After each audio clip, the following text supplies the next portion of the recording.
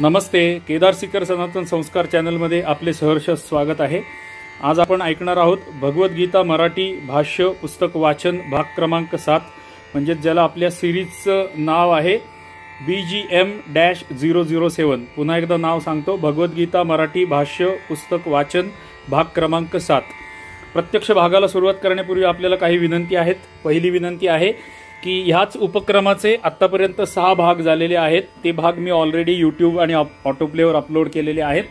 तर आपण जर ते पहिले 6 भाग ह्या उपक्रमाचे ऐकलेले नसतील तर कृपया मागे जाऊन ते 6 भाग सुद्धा आपण ऐकावेत. म्हणजे पहिल्या उपक्रमाच्या सुरुवातीपासून पहिला अध्याय संपूर्ण त्या 6 भागांमध्ये संपूर्ण झालेला होता. तर आपल्याला पहिल्या अध्यायाची संपूर्ण माहिती त्या पहिल्या 6 भागांमध्ये मिळेल. दुसरा, ह्या भगवद्गीतेच्या उपक्रमाबरोबरच, या मराठी उपक्रमाबरोबरच मी आणखी 2 भगवद्गीतेचे उपक्रम करत आहे. एक आहे गीता श्लोक पठण, ज्या उपक्रमामध्ये मी फक्त भगवद्गीतेचे अध्याय म्हणजे श्लोक वाचणार आहे. त्याच्यामध्ये माझी कॉमेंट्री म्हणजे मध्ये मध्ये मी जे बोलतो किंवा त्याचा अर्थ किंवा असं काहीही नाहीये, त्याच्यावरचं भाष्य वगैरे काही नाही. फक्त प्युअरली शुद्ध रूपाने भगवद्गीतेचे श्लोक पठण करण्याचा प्रयत्न त्या उपक्रमामध्ये आहे. आणि त्या उपक्रमाला मी सिरीजला नाव दिलेलं आहे GSP, गीता श्लोक पठण 001. तो एक भाग मी अपलोड केलेला आहे. पहिला अध्याय माझा त्याचा पूर्ण झालेला आहे. हळूहळू करून पहिल्या अध्यायापासून 18व्या अध्यायापर्यंत सगळे भाग मी अपलोड करणार आहे. त्यामध्ये फक्त श्लोक पठण असणार आहे, दुसरं काही नसणार आहे. GSP-001, 002 ते 018 म्हणजे 018 पर्यंत 18 अध्यायांचे 18 भाग त्या उपक्रमामध्ये असतील. तिसरा माझा उपक्रम आहे BG-001 पासून सुरू होणारा भगवद्गीता वाचन हिंदी अर्थसहित, असं त्या उपक्रमाचं नाव आहे. सरल गीता नावाचं एक गीता प्रेस गोरखपूरचं पुस्तक आहे, जे गीता नवीन शिकणाऱ्यांसाठी, अगदी पहिल्यांदा गीता शिकणाऱ्यांसाठी गीता प्रेस गोरखपूरने ते हिंदी पुस्तक आहे. त्या पुस्तकाचं स्वरूप असं आहे की त्याच्यामध्ये गीतेचा एक श्लोक आणि त्याचा खाली त्याचा अर्थ, परत एक श्लोक, परत एक त्याचा अर्थ, फक्त श्लोक आणि त्याचा अर्थ अर्थात हिंदीमध्ये. तर ते पुस्तकाचं वाचन मी करतो आहे त्या उपक्रमामध्ये. सरल गीता वाचन हिंदी अर्थसहित असं त्याचं नाव आहे. आणि त्या सिरीजला नाव दिलेलं आहे BG-001 पासून सुरू होतात. त्याचे आतापर्यंत 7 भाग झालेले आहेत. आणि त्या 7 भागांमध्ये उपक्रमाची माहिती, तो हिंदी उपक्रम आहे, त्यामध्ये 7 भागांमध्ये, त्या हिंदी उपक्रमामध्ये 7 भागांमध्ये पहिली उपक्रमाची माहिती, त्यानंतर पहिला अध्याय, पुस्तकाची माहिती, पहिला अध्याय आणि दुसरा अध्याय, असे दुसऱ्या अध्यायापर्यंतचे 7 भाग त्या उपक्रमाचे सुद्धा हिंदी उपक्रमाचे झालेले आहेत. तर एक गीता श्लोक पठण, एक भगवद्गीता श्लोक आणि अर्थ हिंदीमध्ये, आणि तिसरा आपला भगवद्गीता भाष्य पुस्तक वाचन मराठी, हा आपला, हे असे 3 उपक्रम आहेत. माझ्या चॅनलवर जर तुम्ही गेलात, यूट्यूब असो अथवा ऑटोप्ले असो, तुम्ही माझ्या चॅनलवर गेलात आणि तिथे जर तुम्ही प्लेलिस्टमध्ये गेलात तर त्या प्लेलिस्टच्या लिस्टमध्ये तुम्हाला ह्या 3ही प्लेलिस्ट सापडतील. आणि तुम्हाला ज्या उपक्रमामध्ये रस असेल, हिंदी, मराठी किंवा नुसते श्लोक ऐकण्यामध्ये, त्या प्लेलिस्टला आपण जर क्लिक केलं तर आपल्याला एकामागोमाग सगळे भाग तिथे त्या प्लेलिस्टमध्ये आपल्याला मिळतील. त्यामुळे आपल्याला विनंती आहे की माझ्या चॅनलच्या लोगोला किंवा नावाला क्लिक करा. तिथून आतमध्ये गेल्यानंतर उजव्या बाजूला वरती प्लेलिस्ट नावाचं एक बटन असेल, त्या प्लेलिस्ट नावाच्या बटनला क्लिक करा. त्या प्लेलिस्टमध्ये गेल्यानंतर तुम्हाला ह्या 3ही प्लेलिस्ट तिथे भगवद्गीतेच्या उपक्रमाच्या मिळतील, प्लस माझ्या बाकी इतर उपक्रमांच्या सुद्धा प्लेलिस्ट तुम्हाला तिथे मिळतील. तर तुम्हाला ज्या उपक्रमांमध्ये रस असेल त्या उपक्रमाचे व्हिडिओ तुम्ही जाऊन ऐकू शकता. पुन्हा एकदा आठवण करून देतो की ह्या मराठी भाष्य पुस्तक वाचन उपक्रमाचे 6 भाग झालेले आहेत. ते जर आपण ऐकले नसतील तर पुन्हा ऐका. त्यानंतरची विनंती क्रमांक 2 की माझ्या प्रत्येक व्हिडिओला, जर आपल्याला व्हिडिओ आवडला तर व्हिडिओला लाईक करा. प्रत्येक व्हिडिओला एक छोटीशी कॉमेंट करा. आपली कॉमेंटमध्ये माझी प्रशंसा असेल, माझी स्तुती असेल, किंवा माझ्या चुका दाखवणं असेल, माझ्या त्रुटी दाखवणं असेल, माझ्यासाठी काही सल्ला असेल, उपदेश असेल, जे काही तुम्हाला वाटतंय त्या भागाबद्दल पर्टिक्युलर, ते त्या भागाच्या कॉमेंटमध्ये लिहित जा. त्यामुळे लाईक करा आणि एक कॉमेंट करा प्रत्येक व्हिडिओला, ही आपल्याला विनंती आहे. आपल्याला जर हा उपक्रम आवडला असेल आणि आपल्याला जर असं वाटत असेल की हे भगवद्गीतेचं ज्ञान आपल्या प्रत्येक सनातनी हिंदू बांधवापर्यंत पोहोचलं पाहिजे, आपल्या मागच्या पिढीपर्यंत, आपल्या पिढीतल्या सर्व लोकांना आणि आपल्यापेक्षा पुढच्या पिढीला हे ज्ञान पोचलं पाहिजे अतिशय सरळ सोप्या भाषेमध्ये आणि अतिशय सोप्या मार्गाने त्यांना भगवद्गीता म्हणजे काय एवढं तरी न्यूनतम माहिती झालं पाहिजे असं जर आपल्याला वाटत असेल तर आपले मित्र, परिवार, कुटुंबीय, नवरा किंवा बायको आणि आपली मुलं आणि मुलांचे मित्र या लोकांना सुद्धा हे व्हिडिओज ऐकण्यासाठी आपण प्रेरणा द्या. त्यांना ह्याच्या लिंक्स फॉरवर्ड करा. ज्या लिंक्स मी तुम्हाला फॉरवर्ड करत असतो त्याच लिंक्स तुम्ही त्यांना फॉरवर्ड करत जा. आपल्या सोशल मीडिया अकाउंट्सवरती ह्या व्हिडिओच्या, माझ्या प्लेलिस्टच्या लिंक्स तुम्ही पोस्ट करत जा, जेणेकरून जास्तीत जास्त लोकांपर्यंत भगवद्गीता आणि भगवद्गीतेचा अर्थ, भगवद्गीता म्हणजे काय आहे किंवा भगवद्गीतेमधलं ज्ञान हे लोकांपर्यंत पोचावं हा त्याच्या मागचा उद्देश आहे. एक खुलासा पण करू इच्छितो ह्याचबरोबर की मला भगवद्गीतेच्या उपक्रमामधनं किंवा ह्या यूट्यूबमधल्या कुठल्याही व्हिडिओमधनं आजपर्यंत कधीही 5 पैसे मिळालेले नाहीयेत आणि हे भविष्यामध्येही मिळणार नाहीयेत. कारण यूट्यूबचे पेमेंट मिळण्यासाठीचे जे नॉर्म्स असतात ते नॉर्म्स खूप कडक असतात. त्याच्यासाठी 1000 का 2000 सबस्क्रायबर्स असावे लागतात, ठराविक 4000 तास वॉच टाईम व्हावा लागतो आणि बरंच काही अटीतटी असतात यूट्यूबच्या. त्यानंतर पेमेंट सुरू होतं आणि ते सुद्धा पेमेंट मिळतं किती, 5 रुपये, 10 रुपये, 100 रुपये असं पेमेंट मिळतं. तर मला पैशाची अपेक्षा या उपक्रमामधनं 0 आहे आणि ते मिळत सुद्धा नाहीत आणि मिळणार सुद्धा नाहीयेत. मी फक्त भगवद्गीता स्वतःला शिकण्यासाठी आणि माझ्याबरोबर जर कोणाला आणखी कोणाचा जर फायदा होत असेल तर त्यांच्यासाठी मी हे उपक्रम करतो आहे. त्यामुळे कृपया ह्या सत्कार्यामध्ये भगवद्गीता स्वतः समजावून घेण्यामध्ये आणि इतरांना त्या मार्गाला लावण्यामध्ये माझी मदत करा ही आपल्याला नम्र विनंती आहे. चला तर मग आता आपण या प्रत्यक्ष 7व्या भागाला सुरुवात करूयात. भगवद्गीता मराठी भाष्य पुस्तक वाचन भाग क्रमांक 7 याला आपण सुरुवात करतो आहोत. भागाला सुरुवात करण्यापूर्वी परमात्म्याचं एकदा स्मरण करूयात. ओम श्री परमात्मने नमः. एक छोटासा श्लोक म्हणूयात परमात्म्यासाठी, आत्म्यासाठी, भगवंतासाठी. शांताकारं भुजगशयनं पद्मनाभं सुरेशं विश्वाधारं गगनसदृशं मेघवर्णं शुभांगं लक्ष्मीकान्तं कमलनयनं योगिभिर्ध्यानगम्यं वंदे विष्णुं भवभयहरं सर्वलोकैकनाथं. ओम श्री विष्णवे नमः. विष्णवे नमः. विष्णवे नमः. आता ह्या 7व्या भागापासून आपण जो सुरुवात करणार आहोत तो भगवद्गीतेच्या 2ऱ्या अध्यायाला सुरुवात करणार आहोत. आपल्याला स्क्रीनवरती त्या अध्यायाचं नाव दिसत आहे. या 2ऱ्या अध्यायाचं नाव आहे भगवद्गीतेच्या सांख्य योग असं या भागाचं अध्यायाचं नाव दिलेलं आहे. असं म्हटलं जातं की आपल्या प्रत्येक सनातनी हिंदू, आता ज्याला बोली भाषेमध्ये हिंदू म्हटलं जातं, त्यातल्या प्रत्येकाला आपल्या वेदांचं ज्ञान असलं पाहिजे. कारण वेदाचा अर्थच ज्ञान आहे. वेद या शब्दाचा अर्थच ज्ञान असा आहे आणि ज्ञान कशाचं तर त्या परमात्म्याचं ज्ञान आपल्याला झालं पाहिजे.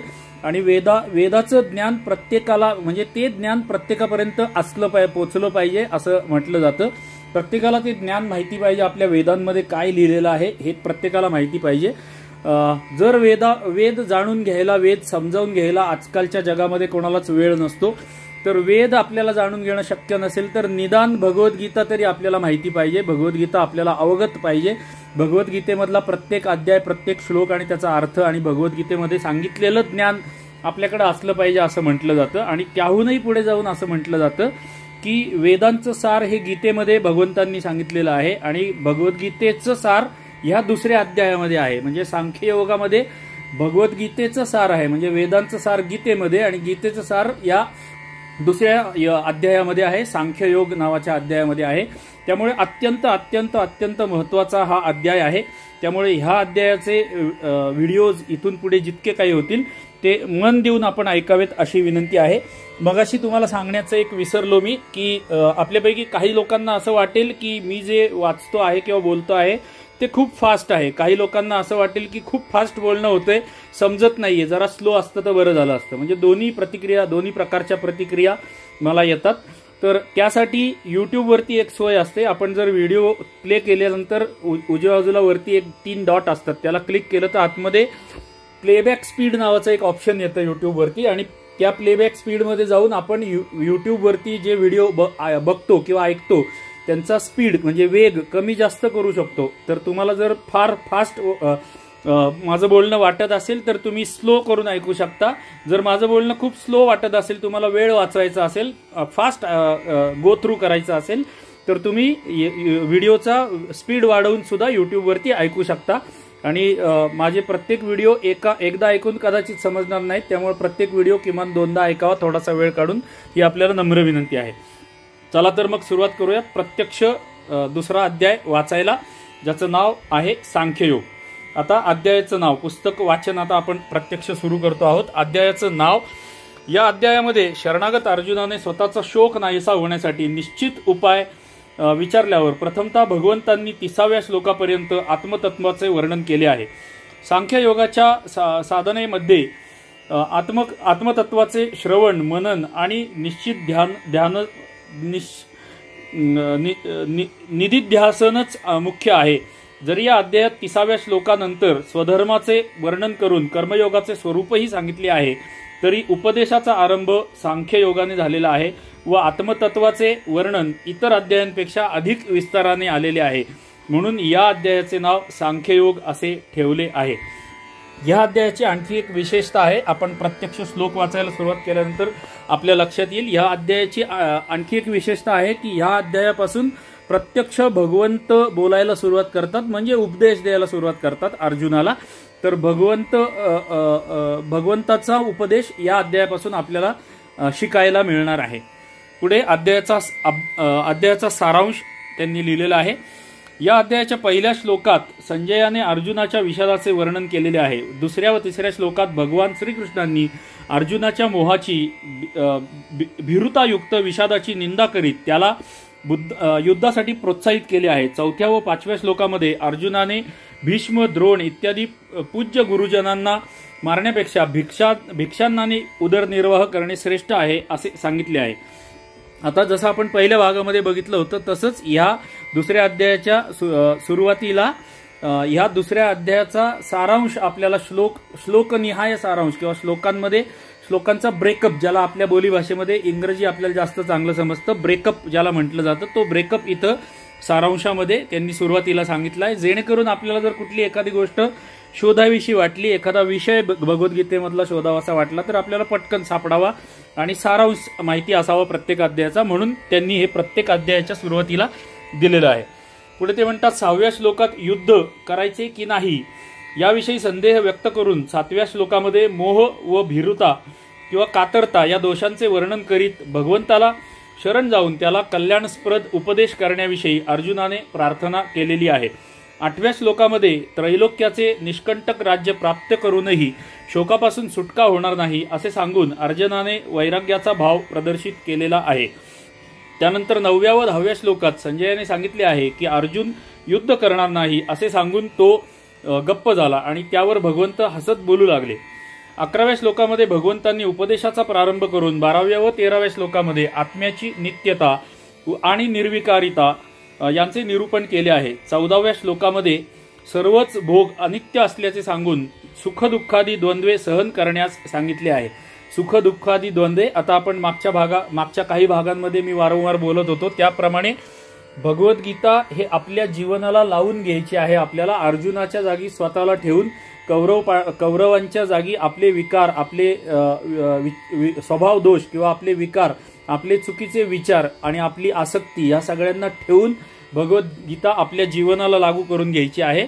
तर ह्या दृष्टिकोनातून आपण जर भगवद्गीतेकडे बघितलं तर आपल्या जीवनामध्ये, प्रत्यक्ष या जीवनामध्ये, कार्मिक जीवनामध्ये आपल्याला खूप फायदा होतो. हा माझा स्वतःचा अनुभव आहे. 15व्या श्लोकात मोक्षप्राप्तीसाठी सहनशीलता हा हेतू असल्याचे म्हटले आहे. 16व्या श्लोकात सत व असत यांचे लक्षण सांगितले आहे. 17व्या श्लोकात सत व 18व्या श्लोकात असत वस्तूचे स्वरूप सांगून अर्जुनास युद्धाची आज्ञा केली आहे. 19व्या श्लोकात आत्म्याला मारणारा किंवा मारणारा असे समजणाऱ्याला अज्ञानी असे म्हणून 20व्यामध्ये जन्मादी 6 विकारांनी रहित आत्मस्वरूपाचे निरूपण करीत 21व्या श्लोकात आत्मतत्व जाणणारा हा कोणास मारणारा किंवा मारविणारा होऊ शकत नाही असे सिद्ध केले आहे. त्यानंतर 22व्या श्लोकात मनुष्याने कपडे बदलण्याचे उदाहरण देऊन शरीरांतर प्राप्तीचे तत्व समजावले आहे. 23व्या श्लोकापासून 25व्या श्लोकापर्यंत आत्मतत्व हे अच्छेद्य, अदाह्य, अक्लेद्य, अशोच्य, नित्य, सर्वगत, स्थाणु, अचल, सनातन, अव्यक्त, अचिंत्य व निर्विकार असल्याचे सांगून त्यासाठी शोक करणे हे अयोग्य असल्याचे सिद्ध केलेले आहे. कपडे बदलणे आणि शरीर बदलणे याच हे उदाहरण देऊन भगवंतांनी अर्जुनाला समजावून सांगितलंय. म्हणजेच आपल्याला भगवंतांचा उपदेश आहे शोक टाळण्यासाठी किंवा आसक्ती टाळण्यासाठी. 26व्या व 27व्या श्लोकात आत्मा हा जन्मणारा किंवा मरणारा आहे असे मानल्यावरही आणि 28व्या श्लोकात शरीर हे अनित्य असल्यामुळे शोक करणे योग्य असल्याचे सांगितले आहे. शोक करणे अयोग्य असल्याचे सांगितले आहे. 29व्या श्लोकात आत्मतत्वाचा द्रष्टा, वक्ता व श्रोता दुर्लभ असल्याचे प्रतिपादन करून 30व्या श्लोकात आत्मतत्व सर्वथा अवध्य असल्यामुळे कोणत्याही प्राण्यासाठी शोक करणे हे अनुचित असल्याचे सिद्ध केलेले आहे. 31व्या श्लोकापासून 36व्या श्लोकापर्यंत क्षात्र धर्माच्या दृष्टीने युद्ध करणे हे अर्जुनाचा स्वधर्म असल्याचे सांगून त्याचा त्याग करणे सर्व प्रकारे अनुचित आहे असे सिद्ध केलेले आहे. आता आपण हा श्लोकांचा जस्ट ब्रेकअप बघतो आहोत, त्यांचा सारांश बघतो आहोत. जरी आत्ताच हे सगळं समजलं नाही तरी चालेल, कारण आपण प्रत्येक श्लोकाचा अर्थ समजावून घेणार आहोत प्रश्न उत्तरद्वारा. प्रत्येक श्लोकाला नेहमीच्या आपल्या पद्धतीप्रमाणे प्रश्न उत्तर आहेत, त्यामुळे प्रत्येक श्लोक अगदी आपल्याला खोलात जाऊन समजावून मिळणार आहे. त्यामुळे हा सारांश समजला नाही तरी चालेल म्हणून मी जरा वेगाने वाचतो आहे. 37व्या श्लोकात युद्ध हे या लोकी व परलोकी दोन्ही ठिकाणी लाभदायक असल्याचे सांगून अर्जुनाला युद्धास तयार राहण्याची आज्ञा केलेली आहे. 38व्या श्लोकामध्ये असे सांगितले आहे की युद्धादी कर्माच्या पापापासून अलिप्त राहण्याचा उपाय म्हणजे समत्व होय. 39व्या श्लोकात कर्मबंधन तोडणाऱ्या कर्मयोग विषयक बुद्धीचे वर्णन करण्याची प्रस्तावना केली आहे. 40व्या श्लोकामध्ये कर्मयोगाची महती सांगून 41व्या श्लोकामध्ये निश्चयात्मिका बुद्धीचा निर्देश करून अनिश्चयी सकाम पुरुषांच्या बुद्धीचे प्रकार स्पष्ट केलेले आहेत. 42व्या श्लोकापासून 44व्या श्लोकापर्यंत स्वर्गपरायण अशा सकाम मनुष्याच्या स्वभावाचे वर्णन केलेले आहे. माझ्याकडून वाचण्यामध्ये सुद्धा जर काही त्रुटी राहिली किंवा चूक झाली तर कृपया मला क्षमा करावी आपल्याला विनंती आहे. पण आपल्यासमोर स्क्रीनवरती मी जे काय वाचतो आहे ते आपल्याला स्क्रीनवर दिसतंय, त्यामुळे आपण पण शुद्ध रूपाने माझ्याबरोबर वाचू शकता. आपण जर टीव्हीवर बघितलं तर मोठ्या अक्षरात आपल्याला व्यवस्थित वाचता येईल आणि आपली एकाग्रता या उपक्रमावरती किंवा या व्हिडिओवरती ऐकण्यावरती आणि ह्या विषयावरती चांगली राहील. म्हणून आपण स्क्रीनवरती मी जे काय दाखवतो आहे ते वाचण्याचा पण प्रयत्न करा माझ्याबरोबर. 45व्या श्लोकामध्ये अर्जुनास निष्काम, निर्द्वंद, नित्यस्थ, सत्वस्थ, योगक्षेम न इच्छिणारा व आत्मसंयमी बनण्यास सांगितले आहे. 46व्या श्लोकामध्ये ब्रह्मज्ञ ब्राह्मणासाठी वेदोक्त कर्मफलस्वरूप मिळणारे सुखभोग यांचे काही प्रयोजन नाही असे म्हटले आहे. 47व्या श्लोकापासून सूत्र रूपाने कर्मयोगाचे स्वरूप सांगितले आहे. 48व्या श्लोकात योगाची व्याख्या म्हणजेच समत्व होय असे सांगितले आहे. 49व्या श्लोकामध्ये समबुद्धीपेक्षा सकाम कर्मे ही अत्यंत तुच्छ आहेत व फलाची इच्छा बाळगणारे अत्यंत दीन होत असे म्हटले आहे. 50व्या व 51व्या श्लोकांमध्ये समबुद्धीयुक्त अशा कर्मयोगाची प्रशंसा केलेली आहे, कर्मयोग्याची प्रशंसा केलेली आहे आणि अर्जुनास कर्मयोगाची आज्ञा केली आहे. समभावाचे फळ अनामय पदाची प्राप्ती असल्याचे सांगितले आहे. त्यानंतर 52व्या व 53व्या श्लोकांमध्ये भगवंतांनी वैराग्यपूर्वक बुद्धी ही शुद्ध, स्वच्छ व निश्चल झाल्यावर परमात्म्याची प्राप्ती होते असे कथन केलेले आहे. 54व्या श्लोकात अर्जुनाने स्थिरबुद्धी पुरुषाविषयी 4 प्रश्न विचारले आहेत. 55व्या श्लोकामध्ये पहिल्या प्रश्नाचे, 56व्या व 57व्या श्लोकामध्ये दुसऱ्याचे, 58व्या श्लोकामध्ये तिसऱ्या प्रश्नाचे उत्तर सूत्र रूपाने भगवंतांनी दिलेले आहे. 55व्या श्लोकापासून 58व्या श्लोकापर्यंत सर्व कामनांचा अभाव, बाह्य साधनांची अपेक्षा न बाळगता अंतरात्म्यामध्येच नेहमी संतुष्ट राहणे, दुःखांमुळे उद्विग्न न होणे, सुखांची इच्छा मारणे, आसक्ती, भय आणि राग यांचा अभाव, शुभाशुभाची प्राप्ती झाल्यावर हर्ष, शोक आणि राग द्वेष नसणे आणि सर्व इंद्रियांना विषयांपासून दूर ठेवून आपल्या ताब्यात ठेवणे इत्यादी ही सर्व स्थिरबुद्धी पुरुषाची लक्षणे आहेत असे म्हटले आहे. बघा, आपण आता सारांश वाचतानाच आपल्या लक्षात आलं असेल की हा दुसरा अध्याय भगवद्गीतेमधला आपल्यासाठी किती महत्त्वाचा आहे. 59व्या श्लोकामध्ये सांगितले आहे की इंद्रियांनी विषयांचे ग्रहण न केल्यामुळे विषयांपासून निवृत्त झाल्यावर सुद्धा आसक्तीची निवृत्ती होत नाही, ती होते परमात्म्य दर्शनामुळे. 60व्या श्लोकात इंद्रियांच्या प्रबलतेचे निरूपण केलेले आहे. 61व्या श्लोकामध्ये मन आणि इंद्रिये यांचा संयम करून भगवत परायण होण्याची आवश्यकता सांगून इंद्रिय विजयी पुरुषाची प्रशंसा केलेली आहे. 62व्या व 63व्या श्लोकामध्ये विषय चिंतनामुळे होणाऱ्या पतनाचा क्रम सांगून 64 आणि 65व्या श्लोकांमध्ये राग द्वेषरहित होऊन कर्म करणाऱ्या पुरुषास प्रसाद म्हणजे अंतःकरणातील आध्यात्मिक प्रसन्नता प्राप्त होऊन हे आपलं उद्दिष्ट आहे. सर्व दुःखांचा नाश होतो आणि त्याची बुद्धी लवकरच स्थिर होते हे सांगितले आहे. त्यानंतर 66व्या श्लोकात अयुक्त पुरुषाच्या ठिकाणी श्रेष्ठ बुद्धी, भगवत चिंतन, शांती व सुख यांचा अभाव असतो हे दाखवून दिले आहे. 67व्या श्लोकामध्ये वायू आणि नौकेचा दृष्टांत देऊन मनाच्या संयोगामुळे इंद्रिय बुद्धीचे हरण करते असे सांगितले आहे. 68व्या श्लोकामध्ये ज्याची इंद्रिये वश आहेत तोच खऱ्या अर्थी स्थिरबुद्धी होय ही गोष्ट सिद्ध केलेली आहे. त्यानंतर 69व्या श्लोकामध्ये सांगितले आहे की सामान्य मनुष्याला ब्रह्मानंद हा रात्रीप्रमाणे व तत्व जाणणाऱ्या योग्याला विषय सुख हे रात्रीप्रमाणे सांगितले आहे. माफ करावा, पुन्हा एकदा वाचतो. रात्रीप्रमाणे वाटते. 17व्या श्लोकामध्ये समुद्राच्या दृष्टांताधारे ज्ञानी महापुरुषांची महती सांगितली आहे. 71व्या श्लोकामध्ये सर्व कामना, स्पृहा, ममता आणि अहंकार यांपासून रहित होऊन वागणाऱ्या पुरुषास परमशांती प्राप्त होते असे म्हटले आहे. आणि 72व्या श्लोकात या ब्राह्मी स्थितीचे महात्म्य वर्णन करून अध्यायाचा उपसंहार केलेला आहे. आता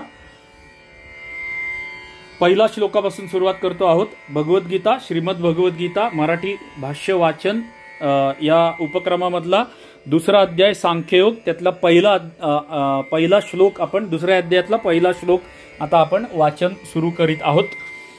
पहिल्या श्लोकाचा संबंध.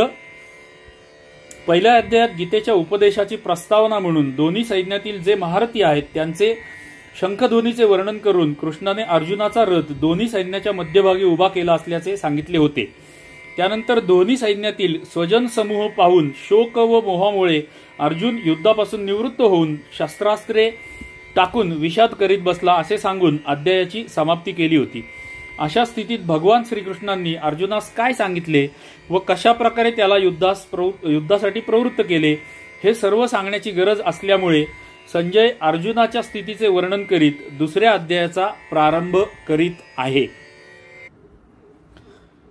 नेहमीचा खुलासा की मी शुद्ध रूपाने गीता श्लोकाचं वाचन किंवा पठण करण्याचा खूप सराव करत आहे, तरी सुद्धा अजून काही त्रुटी राहण्याची शक्यता आहे. तर माझ्याकडून जर काही त्रुटी तुमच्या लक्षात आल्या तर कृपया मला माफ करा. पहिला श्लोक म्हणून मी तुम्हाला आठवण करून दिली. संजय उवाच. नेहमीच्या पद्धतीप्रमाणे एक कटाक्ष टाकूयात श्लोकावरती आणि मग काही क्षण कटाक्ष टाकून मग आपण वाचूयात त्याला. तम तथा कृपयाविष्टम अश्रुपूर्णाकुले क्षणम विषीदन्तमिदं वाक्यम उवाच मधुसूदनः. पुन्हा एकदा. संजय उवाच. तम तथा कृपयाविष्टम अश्रुपूर्णाकुले क्षणम विषीदन्तमिदं वाक्यम उवाच मधुसूदनः. आता इथे दिसताना तुम्हाला मुवाच दिसतंय, वरती विष्टम अश्रुपूर्णा दिसतंय. तुम्ही ते तोडून वाचू शकता. संस्कृत वाचण्याचं थोडंसं ज्ञान ज्यांना आहे त्यांना हे समजू शकेल. जर नसेल तर मी जसं वाचतोय तसं आपण वाचू शकता, किंवा पर्याय म्हणजे आपण भगवद्गीतेचे भरपूर व्हिडिओ युट्यूबवरती उपलब्ध आहेत फक्त श्लोक पठणाचे. मी सुद्धा हा उपक्रम करतो आहे. तर आपण वेगवेगळ्या प्रकारचे श्लोक पठणाचे व्हिडिओ ऐका. तुम्हाला त्यातली दक्षिण भारतातली, मध्य भारतातली, उत्तर भारतातली किंवा वेगवेगळ्या व्यक्तींपैकी ज्याची कोणाची पद्धत आवडेल किंवा तुमच्या पद्धतीप्रमाणे तुम्ही त्याचे उच्चार करू शकता. मला जसे आवडले, मी ज्यांचे ऐकतो त्यांच्याप्रमाणे मी उच्चार करतो आहे. आता अर्थ. पहिल्या श्लोकाचा अर्थ. थेट अर्थ, संजय म्हणाला, अशा रीतीने करुणेने व्याप्त, ज्याचे डोळे आसवांनी भरलेले व व्याकुळ दिसत आहेत, अशा शोक करणाऱ्या अर्जुनाला भगवान मधुसूदन असे म्हणाले. आता संजय हे धृतराष्ट्राला सांगतो आहे आणि आपण जसं सारांशामध्ये बघितलं, पहिल्या श्लोकामध्ये पहिल्या अध्यायाला दुसरा अध्याय कनेक्ट करण्यासाठी पहिल्या अध्यायाची समाप्ती आपण तिथे केली होती की अर्जुन विषाद करत शस्त्रास्त्र करून टाकून बसलेला आहे आणि आता त्या पहिल्या अध्यायाला दुसरा अध्याय कनेक्ट करण्यासाठी हा पहिला श्लोक आहे आणि संजय अर्जुनाची पुन्हा एकदा विषादाची स्थिती धृतराष्ट्राला सांगतो आहे या पहिल्या श्लोकामध्ये. आता पहिला दुसरा अध्याय श्लोक पहिला, त्याच्यावरचा पहिला प्रश्न, तम हे पद येथे कशाचे वाचक आहे आणि त्याच्याबरोबर तथा कृपयाविष्टम, अश्रुपूर्ण कुलेक्षणम व विषिदंतम या 3 विशेषणांचा प्रयोग करण्याचा अभिप्राय कोणता आहे? साधा सोपा प्रश्न आहे, पटापट उत्तर वाचूयात. जर आपल्याला वेग कमी वाटला तर युट्यूबच्या सोयीप्रमाणे युट्यूबवर जाऊन वेग वाढवून ऐका. जर आपल्याला वेग खूप फास्ट वाटला किंवा वेग जरा जास्त वाटला तर आपण वेग कमी करून ऐकू शकता. प्रश्नाचं उत्तर, पहिल्या प्रश्नाचं उत्तर, पहिल्या अध्यायाच्या शेवटी शोकमग्न होऊन बसलेल्या अर्जुनाचा बोधक येथे तम हा शब्द आहे आणि त्याच्याबरोबर वरील विशेषणांचा उपयोग करून त्याच्या स्थितीचे वर्णन केलेले आहे. तम म्हणजे दुःखामध्ये बुडलेला, विषादामध्ये बुडलेला, यासाठी अर्जुनाला उद्देशून तम हा शब्द वापरलेला आहे. याचा अभिप्राय असा आहे की पहिल्या अध्यायात ज्याचे वर्णन झालेले आहे, जो त्या बंधुस्नेहजनित करुणेने युक्त अशा भीरुतेच्या भावनेने ग्रासला आहे, ज्याचे नेत्र अश्रूंनी भरलेले व व्याकुळ झालेले आहेत, जो बंधू बांधवांच्या नाशाच्या शंकेने व त्यांना मारल्यास भयानक पाप लागेल या भीतीने शोकात बुडून गेलेला आहे, अशा त्या अर्जुनास भगवंतांनी म्हटले आहे. पुढचा प्रश्न, येथे भगवंतांसाठी मधुसूदन नावाचा शब्द का वापरला आहे? आता स्टार केलेला जिथे होता त्या स्टारचा अर्थ इथे दिलाय. संजयाने या गोष्टी धृतराष्ट्राला 10 दिवस युद्ध झाल्यानंतर सांगितल्या होत्या, म्हणून अजूनही तह करावा याचा अभिप्राय असा नव्हे. पुन्हा एकदा वाक्य वाचतो, आपलं प्रश्न वाचतो. येथे भगवंतासाठी मधुसूदन या नावाचा प्रयोग व वाक्यम बरोबर इदम या पदाचा प्रयोग करण्यात कोणते औचित्य आहे?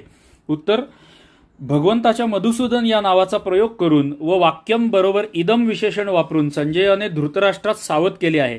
याचा अर्थ असा आहे की भगवान श्रीकृष्णाने पूर्वी देवांच्यावर अत्याचार करणाऱ्या मधु नावाच्या दैत्यास मारले होते, त्यामुळे त्यांचे नाव मधुसूदन असे पडले होते. तेच भगवंत युद्धविन्मुख झालेल्या अर्जुनाला अशा पुढे सांगितल्या जाणाऱ्या वचनांनी युद्धासाठी उत्साहित करीत आहेत. हा इशारा आहे धृतराष्ट्रासाठी.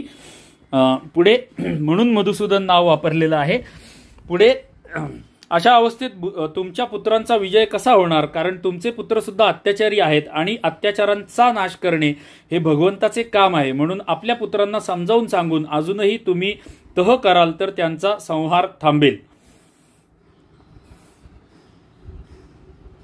श्लोक दुसरा, एक कटाक्ष टाकूयात आधी, काही क्षण थांबून आणि मग श्लोक वाचूयात.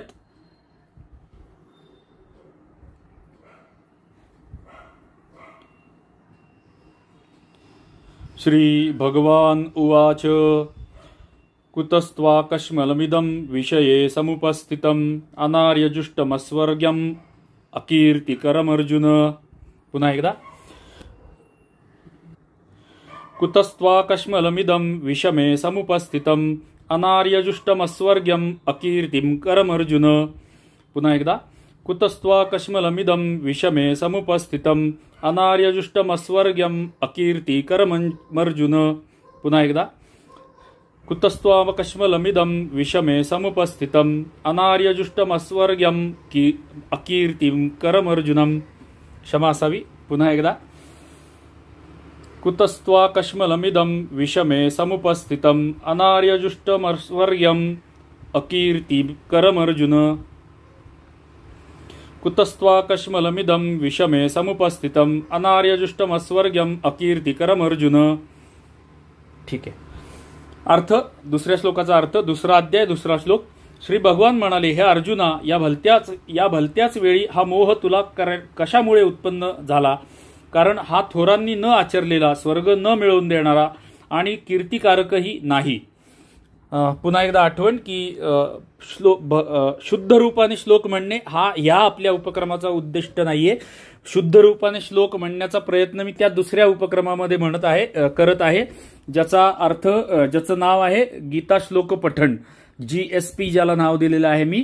तिथेही 100% शुद्ध रूपाने मला पहिल्याच प्रयत्नात जमेल असं माझं अजिबात म्हणणं नाहीये, पण प्रयत्न मात्र आपण नक्की करायला पाहिजे. हळूहळू आपल्याला जमेल. कदाचित दुसऱ्या आवर्तनामध्ये आपल्याला शुद्ध रूपाने किंवा तिसऱ्या आवर्तनामध्ये जमेल. पहिला प्रश्न, दुसरा अध्याय, दुसरा प्रश्न, दुसरा अध्याय, दुसरा श्लोक, पहिला प्रश्न. इदम या विशेषणाबरोबर असलेले कश्मलम हे पद कशाचे द्योतक आहे? तसेच तुला अयोग्य वेळी हा मोह कशामुळे झाला? या वाक्याचे तात्पर्य काय? उत्तर, इदम या विशेषणाबरोबर कश्मलम हे पद येथे अर्जुनाच्या मोहजनित शोकाचे व कातरतेचे द्योतक आहे. वरील वाक्याद्वारे भगवंतांनी अर्जुनाला फटकारत आश्चर्याने विचारले आहे की या विषम स्थानी म्हणजे भीरुता व विषाद यांच्या दृष्टीने अयोग्य अशा त्या रणांगणामध्ये आणि ऐन युद्धारंभाच्या प्रसंगी मोठमोठ्या महारथींना सहजपणे पराजित करू शकणाऱ्या अशा तुझ्यासारख्या शूरवीरांच्या ठाई हा मोह किंवा कातरभाव कोठून आला याची जराही शक्यता नव्हती. मी मध्ये पॉज घेतला तेव्हा तानपुरा बंद केला होता, पुन्हा चालू करायचा विसरलो होतो. आता चालू केलाय. बॅकग्राऊंडमध्ये जरा तंबोरा चालू असेल तर जरा ऐकायला बरं वाटतं असं काही लोकांचं म्हणणं आहे. पुढचा प्रश्न, दुसरा अध्याय, दुसरा श्लोक आणि दुसरा प्रश्न. वरील मोहास कातरभावास अर्जुन अनार्यजुष्टम किंवा अस्वर्ग्यम किंवा अकीर्तिकारम असे म्हणण्याचा भाव काय आहे? उत्तर, याद्वारे भगवंतांनी आपले आश्चर्य सहेतुक सांगितले आहे. अभिप्राय असा की तू ज्या मोहाच्या भावनेने ग्रासलेला आहेस ती भावना श्रेष्ठ पुरुषांनी आचरलेली नव्हे, स्वर्गाची प्राप्ती करून देणारी नव्हे व कीर्ती पसरवणारीही नव्हे. याने मोक्ष प्राप्ती होणार नाही आणि धर्म, अर्थ व भोग यांचीही प्राप्ती होणार नाही. अशा अवस्थेत शहाणा असूनही तू हा मोह किंवा कातरभाव कसा स्वीकारला आहेस? आता श्लोक तिसरा, अध्याय दुसरा, श्लोक तिसरा, एक कटाक्ष टाकूयात. क्लैब्यम मास्मगमः पार्थ नैतत्त्वय्युपपद्यते क्षुद्रम हृदय दौर्बल्यम त्यक्तोत्तिष्ठ परन्तप. पुन्हा एकदा. क्लैब्यम मास्मगमः पार्थ नैतत्त्वय्युपपद्यते क्षुद्रम हृदय दौर्बल्यम त्यक्तोत्तिष्ठ परन्तप. क्लैब्यम मास्मगमः पार्थ नैतत्त्वय्युपपद्यते क्षुद्रम हृदय दौर्बल्यम त्यक्तोत्तिष्ठ परन्तप. क्लैब्यम मास्मगमः पार्थ नैतत्त्वय्युपपद्यते क्षुद्रम हृदय दौर्बल्यम त्यक्तोत्तिष्ठ परन्तप. अर्थ, म्हणून हे पार्था, शंडपणा पत्करू नकोस, हा तुला शोभत नाही. हे परंतपा, अंतःकरणाचा तुच्छ दुबळेपणा सोडून देऊन युद्धाला उभा रहा. पहिला प्रश्न, तिसऱ्या श्लोकावरचा पहिला प्रश्न. पार्थ, संबोधनाबरोबर नपुंसक होऊ नकोस व हे तुला शोभत नाही या दोन वाक्यांचा उद्देश कोणता आहे? या दोन वाक्यांचा उद्देश कोणता आहे? उत्तर, कुंतीचे दुसरे नाव पृथा होते. कुंती वीरमाता होती. जेव्हा भगवान श्रीकृष्ण दूत बनून कौरव पांडवांमध्ये संधी करण्यासाठी हस्तिनापुरास गेले तेव्हा कुंती आत्याला भेटले. त्यावेळी कुंतीने श्रीकृष्णामार्फत अर्जुनाला वीरतापूर्ण निरोप पाठवला होता. त्यात तिने विदुला व तिचा पुत्र संजय यांचे उदाहरण देऊन अर्जुनाला युद्धासाठी उत्साहित केले होते. म्हणून येथे भगवान श्रीकृष्णांनी अर्जुनाला पार्थ नावाने संबोधित करून माता कुंतीच्या त्या क्षत्रियोचित निरोपाची आठवण करून दिली आहे. वरील दोन्ही वाक्यांनी हे सुचवले आहे की तू वीर मातेचा पुत्र आहेस व तुझ्यामध्ये अशा प्रकारे झालेला भीरुतेचा संचार सर्वथा अनुचित आहे. मोठ्यात मोठ्या महारथींच्या हृदयाचा थरकाप उडवणारे तुझे अतुलनीय शौर्य कोठे व तुझी ही दीन अवस्था कोठे किंवा दीन स्थिती कोठे? तुझ्या शरीरावर रोमांच उभे राहिले आहेत, अंग कापत आहे, गांडीव गळून पडत आहे आणि चित्त विषादयुक्त होऊन भ्रमिष्ट होऊ लागले आहे. असली ही भीरुता आणि कायरता तुला शोभत नाही. प्रश्न दुसरा, येथे परंतप हे संबोधन वापरण्यामागे कोणती भावना आहे? बघा, प्रत्येक श्लोकामधले महत्वाचे जे शब्द आहेत त्याच्यावरती प्रश्न आहेत. प्रत्येक श्लोक आपल्याला खोलामध्ये जाऊन हे जगदयालजी आपल्याला समजावून सांगत आहेत. आणि आपण त्याचं वाचन करत आहोत। उत्तर, या प्रश्नाचं उत्तर, परंतप या शब्दाचा अर्थ जो आपल्या शत्रूंना ताप देतो त्याला परंतप म्हणतात। म्हणून येथे अर्जुनाला परंतप या नावाने संबोधित करण्यामागील भावना अशी आहे की तू शत्रूंना ताप देण्यास प्रसिद्ध आहेस। निवात कवचादी अपार शक्तिशाली दानवांना सहज पराजित करणारा असा तू असूनही आज आपल्या क्षत्रिय स्वभावाविरुद्ध ही भित्र्यांना शोभणारी भीरुता धारण करून उलट तू शत्रूंना कसे काय प्रसन्न करीत आहेस। पुढचा प्रश्न, क्षुद्रम या विशेषणाबरोबर हृदय दौर्बल्यम हे पद कशाचे द्योतक आहे आणि ते सोडून युद्धास तयार राहण्यास सांगण्यात कोणता अभिप्राय आहे। उत्तर, यातून भगवंतांनी दर्शवले आहे की रणभीरू, भित्रा अशा प्राण्यांच्या हृदयात वसणारी शूरजन जिला त्याज्य मानतात अशा त्या तुच्छ दुर्बलतेचा प्रादुर्भाव तुझ्यासारख्या वीर पुरुषाच्या अंतःकरणात कोणत्याही प्रकारे होणे उचित नव्हे। तेव्हा तिचा त्याग करून तू युद्धासाठी दृढ निश्चयाने उभा राहा। आता आपले स्वभाव दोष, आपले विकार, आपले चुकीचे विचार, आपल्याला आवडणाऱ्या वाईट गोष्टी ह्या सोडून देताना आपल्याला जो त्रास होतो त्या त्रासाला ह्या गोष्टी सगळ्या जे भगवंत आपल्याला सांगतायत ह्या जर आपण लावायला शिकलो तर आपल्याला त्या गोष्टींचा त्याग करणं सोपं जाईल आणि आपलं जीवन सुखकर होईल आणि सन्मार्गाला आपण लागू असं मला वाटतं। पुढच्या श्लोकाचा संबंध, भगवंतांनी असे सांगितल्यावर गुरुजनांच्या बरोबर होणारे युद्ध अनुचित असल्याचे प्रतिपादन करून अर्जुन पुढील 2 श्लोकात आपला निश्चय प्रकट करीत आहे। अर्जुन उवाच, 2 श्लोक पुढचे। अर्जुन उवाच, कथं भीष्ममहं संख्ये द्रोणञ्च मधुसूदन इषुभिः प्रतियोत्स्यामि पूजार्हा वरिसूदन। पुन्हा एकदा, अर्जुन उवाच, कथं भीष्ममहं संख्ये द्रोणं च मधुसूदन इषुभिः प्रतियोत्स्यामि पूजार्हा वरिसूदन। अर्थ, अर्जुन म्हणाला, हे मधुसूदना, युद्धात मी भीष्म पितामहांच्या आणि द्रोणाचार्यांच्या विरुद्ध बाणांनी कसा लढू, कारण हे अरिसूदना ते दोघेही पूज्य आहेत। आता प्रश्न, श्लोक 4, प्रश्न पहिला, या श्लोकात अरिसूदन आणि मधुसूदन या 2 संबोधनांबरोबर कथम या पदाचा उपयोग करण्यात कोणता हेतू आहे। उत्तर, मधु नामक दैत्याला मारल्यामुळे भगवान श्रीकृष्णांना मधुसूदन म्हणतात आणि वैऱ्यांचा नाश केल्यामुळे त्यांना अरिसूदन असे म्हणतात। या दोन्ही नावांनी कृष्णाला संबोधित करीत या श्लोकामध्ये कथम या पदाचा उपयोग करून अर्जुनाने आश्चर्याचा भाव दर्शवला आहे। अभिप्राय असा की श्रीकृष्णा, तुम्ही मला त्या भीष्म आणि द्रोणादींच्या बरोबर युद्ध करण्यास प्रोत्साहित करीत आहात, जे दैत्य नव्हेत आणि शत्रूही नव्हेत, तर माझे पूजनीय असे गुरुच आहेत। मग आपल्या स्वाभाविक गुणांविरुद्ध तुम्ही मला गुरुजनांच्या बरोबर युद्ध करण्यास कसे सांगत आहात। आता हे वाक्य आपल्यासाठी अत्यंत महत्वाचं आहे। भगवद्गीता आपल्या जीवनाला लावून घेण्यासाठी अत्यंत महत्वाचं वाक्य आहे।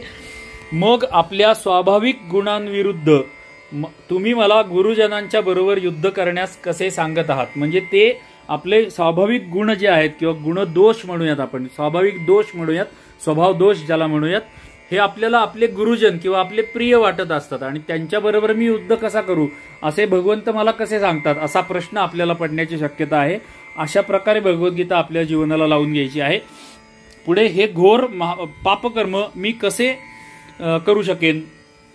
पुढचा प्रश्न, इशुभी या पदाचा भावार्थ कोणता। उत्तर, बाणाला इशू असे म्हणतात। येथे इशुभी या पदाचा प्रयोग करून अर्जुनाने असा भाव दाखवला आहे की ज्या गुरुजनांना उद्देशून वाणीने तुच्छ वचन वापरणेही महान पातक मानले आहे, त्यांच्यावर तीक्ष्ण बाणांचा प्रहार करून मी त्यांच्याशी कसा लढू शकेन। तुम्ही मला या घोर पापाचरणासाठी का प्रवृत्त करीत आहात। आता पुढचा श्लोक, 5वा श्लोक, हा श्लोक घेऊन आपण इथे थांबूयात, या भागामध्ये थांबूयात, एक कटाक्ष आधी श्लोकावरती। गुरून् हत्वा हि महानुभावान् श्रेयो भोक्तुं भैक्षमपीह लोके हत्वार्थ कामांस्तु गुरूनिहैव भुञ्जीव भोगान् रुधिरप्रदिग्धान्। पुन्हा एकदा, गुरून् हत्वा हि महानुभावान् श्रेयो भोक्तुं भैक्षमपीह लोके हत्वार्थ कामांस्तु गुरूनिहैव भुञ्जीय भोगान् रुधिरप्रदिग्धान्। आपण जर चालीमध्ये म्हणायला शिकलो ना तर म्हणायला श्लोक पठण करायला सोपं जातं. आपण जर चाल चुकलो तर त्या लयीमध्ये बसत नाही, त्या छंद बरोबर बसत नाही आणि त्यामुळे आपल्या वाचनामध्ये चुका होतात असं माझ्या लक्षात आलंय. त्यामुळे आपण जेवढं चालबद्ध लयबद्ध श्लोक पठण करण्याचा प्रयत्न करू तेवढं बरोबर येतं असा माझा अनुभव व्हायला लागलेला आहे या गीता शिकण्याच्या उपक्रमामध्ये. आत्ताशी मी प्राथमिक विद्यार्थी आहे, शिशु वर्गातील विद्यार्थी आहे, त्यामुळे चुका भरपूर होणार आहेत, पण त्या चुकांसाठी मी आपली क्षमा मागत आहे. या श्लोकाचा अर्थ 5व्या श्लोकाचा, म्हणून या महानुभाव गुरुजनांना न मारता मी या जगात भिक्षा मागून खाणेही कल्याणकारक समजतो. कारण गुरुजनांना मारूनही या लोकात रक्ताने माखलेले अर्थ व कामरूप भोगच ना भोगावयाचे. पहिला प्रश्न, या 5व्या श्लोकावरचा पहिला प्रश्न, महानुभावान या विशेषणाबरोबर गुरुन हे पद कशाचे वाचक आहे? उत्तर, दुर्योधनाच्या सेनेमध्ये द्रोणाचार्य, कृपाचार्य इत्यादी अर्जुनाचे आचार्य व बान्निक, भीष्म, सोमदत्त, भूरिश्रवा, शल्य इत्यादी गुरुजन होते. त्यांची भावना मोठी, उदार व महान होती. त्या श्रेष्ठ पूज्य पुरुषांचे दर्शक असे गुरुन हे पद महानुभावान या विशेषणासहित आलेले आहे. प्रत्येक श्लोकामधल्या प्रत्येक शब्दाबद्दल आपण जाणून घेतो आहोत. धन्यवाद त्या गुरु जगदयालजींचे. पुढचा प्रश्न, येथे भैक्षम बरोबर अपि या पदाचा उपयोग करून कोणता भाव दर्शवला आहे? उत्तर, याचा भाव असा आहे की क्षत्रियाने भिक्षेच्या अन्नावर शरीर निर्वाह करणे म्हणजे निंद्य आहे. तथापि गुरुजनांचा संहार करून राज्य भोगण्यापेक्षा ते निंद्य कर्म सुद्धा फार चांगले आहे. पुढचा प्रश्न, भोगांबरोबर रुधिर प्रदिग्धान आणि अर्थकामान ही विशेषणे लावून एव या अव्ययाचा उपयोग करण्याचे तात्पर्य काय? उत्तर, याद्वारे अर्जुनाने असे दर्शवले आहे की त्या गुरुजनांना मारणे सर्वथा अयोग्य आहे. त्यांना मारूनही मला मिळणार तरी काय? मुक्तीही मिळणार नाही व धर्मही सिद्ध होणार नाही. फक्त या लोकी अर्थ व काम असे तुच्छ भोगच मिळणार. त्यांचे मूल्य या गुरुजनांच्या जीवनापुढे काहीच नव्हे आणि ते भोगरूपी मूल्यही गुरुजनांच्या हत्येमुळे एक प्रकारचे त्यांच्या रक्ताने माखलेलेच असणार. म्हणून असे भोग गुरुजनांचा वध करून मिळवणे कदापि योग्य नव्हे. पुढचा प्रश्न, अर्थकामान हे पद जर गुरूंचे विशेषण मानले तर काय हानी आहे? आता बघा, संस्कृत पण शिकतोय आपण या उपक्रमामध्ये. संस्कृत अर्थांचे शब्द सुद्धा शिकतोय, श्लोक सुद्धा शिकतोय, भगवद्गीतेचा अर्थ सुद्धा जाणून घेतोय, भगवद्गीतेचं मर्म, सारांश सगळं काही आपण खूप काही शिकायला आपल्याला या उपक्रमामधून मिळतंय. उत्तर या प्रश्नाचं, जर गुरूंबरोबर महानुभावान हे विशेषण लावले असते तर असे मानता आले असते. परंतु एकाच श्लोकात ज्या गुरुजनांना अर्जुन प्रथमतः महानुभाव म्हणतो त्यांनाच नंतर तो अर्थकामान म्हणेल, धनाचे लोभी म्हणेल, ही कल्पना करणे योग्य वाटत नाही. दोन्ही विशेषणे परस्पर विरुद्ध वाटतात. म्हणून अर्थकामान हे पद गुरूंचे विशेषण मानलेले नाही. आता आपण व्हिडिओ रेकॉर्डिंग चालू करून बराच वेळ झालेला आहे, त्यामुळे आपण ह्या भागामध्ये इथे थांबूयात आणि आपण पुढच्या भागामध्ये 6व्या श्लोकापासून सुरुवात करूयात. भगवद्गीता अध्याय 2 सांख्ययोग 6व्या श्लोकापासून पुढच्या 8व्या भागामध्ये आपण सुरुवात करूयात. पहिल्या भागाला थोडासा वेळ लागला म्हणण्यापेक्षा श्लोक सुरू व्हायला जरा वेळ लागला, कारण त्याच्यामध्ये अध्यायाची माहिती, त्याचा अर्थ, अध्यायाचा सारांश सगळं आपण बघितलं. उपक्रमाबद्दल माझ्या काही विनंत्या आपल्याला मी केल्या, त्यामुळे थोडासा श्लोक सुरू व्हायला उशीर झाला. पण पुढच्या 8व्या भागापासून आपण पटापट श्लोक वाचणार आहोत. जास्त मी बोलणार नाहीये. या अध्यायामध्ये 72 श्लोक आहेत, त्यामुळे आपल्याला फार वेळ घालवूनही चालणार नाहीये. पण महत्वाचा अध्याय आहे, त्यामुळे फार फास्ट जाऊ नये किंवा वेगाने जाऊनही चालणार नाही. मी त्याच्यामध्ये बॅलन्स करण्याचा प्रयत्न करेन. तर चला तर मग लवकरच आपण पुढच्या 8व्या भागामध्ये भेटूयात. BGM 008 ज्याचं नाव असेल. तोपर्यंत आपल्या सर्वांना जय श्रीहरी, जय श्रीहरी, जय श्रीहरी. आणि आपली नेहमीची विनंती की कृपया या व्हिडिओला लाईक करा, आपली छोटीशी कॉमेंट लिहा, मला उपदेश दिला तरी चालेल, माझ्या चुका दाखवल्या तरी चालतील. आपल्याला जर काही यातला आवडला असेल तर त्याबद्दल लिहिलं तरी चालेल, पण छोटीशी कॉमेंट आपली मला हे भाग जास्त लोकांपर्यंत पोहोचवण्यासाठी खूप मदत करणार आहेत. त्यामुळे एक छोटीशी कॉमेंट करा. माझ्या चॅनलला अजून सबस्क्राईब केलं नसेल तर चॅनलला सबस्क्राईब किंवा फॉलो करा, ही आपल्याला नम्र विनंती आहे. लवकरच पुढच्या 8व्या भागामध्ये भेटू. तोपर्यंत जय श्रीहरी, जय श्रीहरी, जय श्रीहरी. धन्यवाद.